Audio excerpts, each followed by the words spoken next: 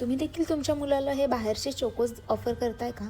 तर त्याची ingredient list नक्की चेक करून पहा. इथे मी घरीच चोकोज बनवले आहेत. त्यासाठी पाव कप नाचणीचे पीठ आपल्याला 3 ते 4 मिनिटं ड्राय रोस्ट करून घ्यायचे आहेत आणि त्याच्यामध्ये 1 कपभर पाणी घालून गुठळ्या न होता त्याची छान मिक्स आपल्याला करून घ्यायचं आहे.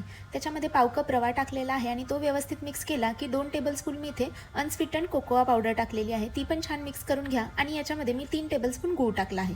गूळ मी परत वाढवला होता, तर तुम्ही तुमच्या आवडीप्रमाणे साखर किंवा गूळ घालू शकता. गूळ घातल्यामुळे याला हा डार्क कलर येतो. तुम्ही जर साखर वापरली तर हे थोडेसे चॉकलेटी कलर, फेंट कलरमध्ये होतील. आणि इथे 2 चमचे तूप घालून आपल्याला याला छान 5 ते 6 मिनिटं शिजवून घ्यायचे आहे आणि नंतर थंड झाले की असा गोळा बनवून आपल्याला हव्या त्या शेपमध्ये त्याचे चॉकोज कट करून घ्यायचे आहेत.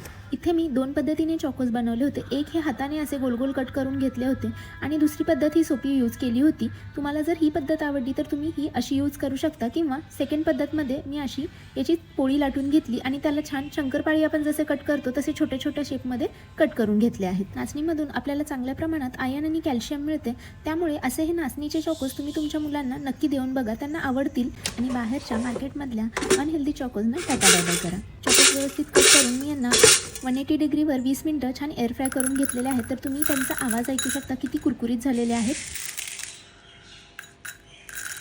याला तुम्ही थंड किंवा गरम दुधासोबत देऊ शकता. मुलं आवडीने खातील. तर कशी वाटली रेसिपी नक्की ट्राय करून बघा आणि मला कमेंटमध्ये कळवा.